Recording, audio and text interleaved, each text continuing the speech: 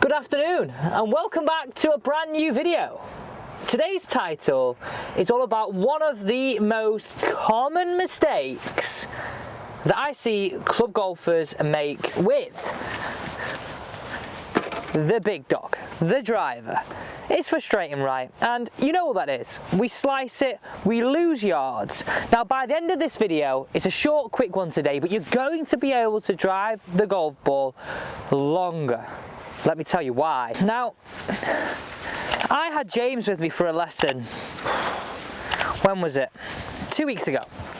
And we were talking about release and how this can really help us generate more speed, find the center of the face, and make a more efficient hit. Let's get into today's video. By the way, it's Thursday and I hope you've had a great week so far. Hopefully, you have got some golf lined up this weekend, and if you have, let's see where you're playing. Get in those comments down below. I'd love to hear what golf course you're playing, and if at this time of year you've got any competitions going on. We tend to usually play some fun ones, especially in the UK around this time of year, that aren't handicap based. So let me know where and what style of golf you're playing. We were talking about this release, and I said to James, you go and stand exactly where I place this camera right now, and the 17th here at Mottram Hall, plays in this direction. So you would be in my way. Now, the reason why I got him to go there was I find that a lot of golfers are very sort of critical at looking at their swing from the down the line perspective and the face on perspective. Very rarely do we look at our swing from this direction. So I was explaining to him how he was releasing the golf ball from sort of target looking back was very much in this way, grazing across that golf ball, elbow high early, and working like this. Now any time that we're releasing the golf ball in this manner, it's just not going to be good for our game. Honestly, and you can see it. And that's why I got him to stand there. He could clearly see, and you can clearly see right now, how that is not going to make an efficient hit, and that is only going to make a curve which works in this left to right direction. So that is exactly why I got him to stand where you are now. So let's flip this on its head and go, actually, well, that's what we don't want, but what do we want to see? Well, this is it. Now, what we're looking for is this move right here. We're looking for you to get that feeling of that right arm crossing the left on the way through, just that little bit more. Now, that is release. Let me paint two scenarios for you here. Number one, why is this going to help us hit it further? Well, turn your golf club upside down. Now I call this the swoosh effect. So if I stand here and move it in this direction, I can't really make a noise. I can't really make a swoosh. But if I turn the golf club and keep it in this direction and this way round and get my right arm to cross my left, I'm getting that golf club to make that swoosh, travel that little bit faster.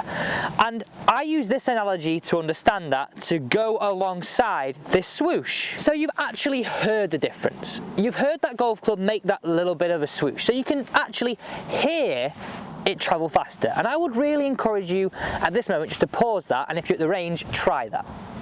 Okay, welcome back. Now think about this way. My left hand is the speedboat. My right hand is the water skier. When it starts to travel fastest on the outside of the arc, the golf club travels faster, right? Or the skier travels faster. When there's not a lot of tension on that, i.e. pulling that club across, there's not going to be much speed to our water skier. Therefore, not much speed to our driver head. What I'm saying to you right now is, if you want to generate more speed, this is our way.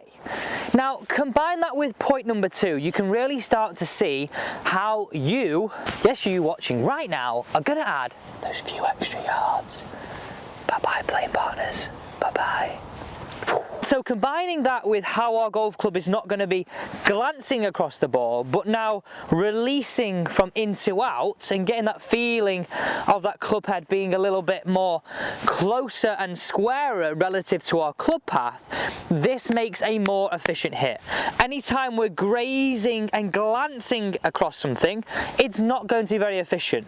When we're more square on, i.e. more of a closer face to path relationship, we're going to get just that little bit more bang for our buck.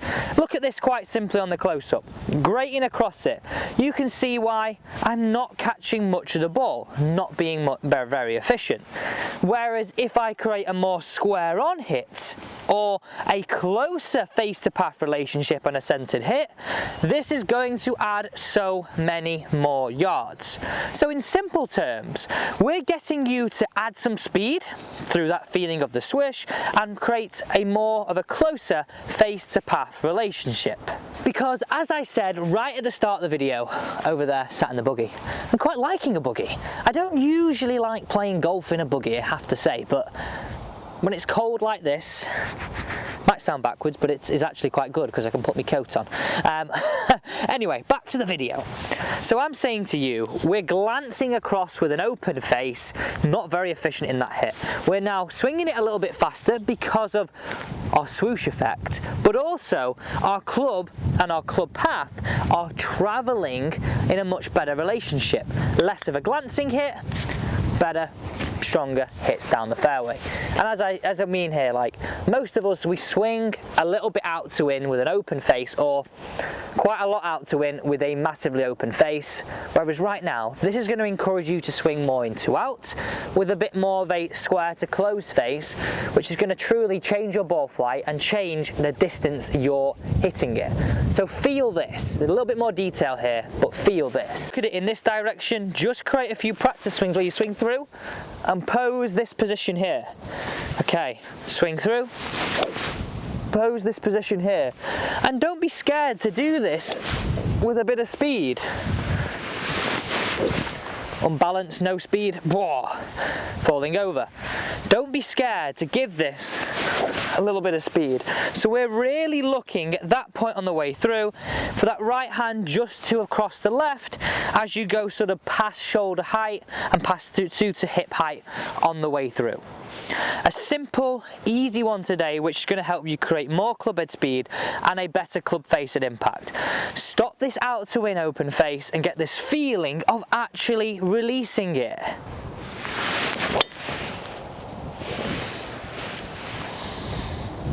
So I really think that resonates with a lot of us, like it did with James. I'm going to stop because you can probably hear me a little bit easier. So we're getting you to change your golf swing and change a habit of a lifetime. Add yards to your golf swing by looking at your swing from a position you've never thought of looking before. I think you can quite easily see what you're doing wrong and actually, well, how do I change and make the complete opposite story? Well, you know what position you're looking for now. You know why that is the case. More speed, better club to face relationship and club path to face relationship. What more could we want from a drill? It's simple, it's easy, it's something to picture out on the golf course. And this is what I like about golf. Things like this, which are easy for all golfers to understand. I'm going to stop rambling on now. This is for you to enjoy this Thursday. Get out practicing this before you hit the golf course this weekend. I can assure you, you will not regret it. Thanks for watching. I look forward to joining you tomorrow, Friday, for some more daily golf.